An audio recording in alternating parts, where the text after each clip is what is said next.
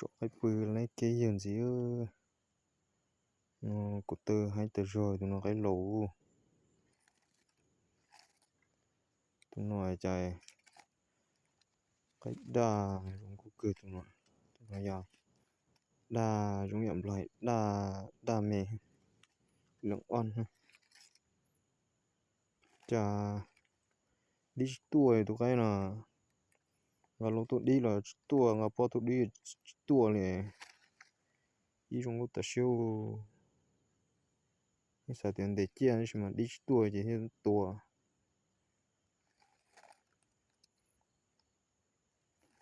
thấy sự được sai tổ tuổi chuyện chạy mua chỗ cái bự lấy cái gì nó của tờ hai tờ rồi tụi nó cái lỗ tụi nó chạy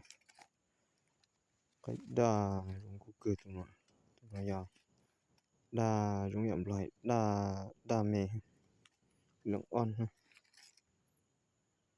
chà đi tuổi tụi cái là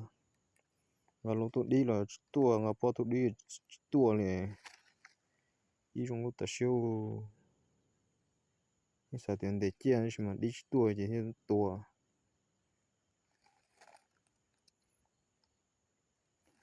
thấy sự được sai tổ tuổi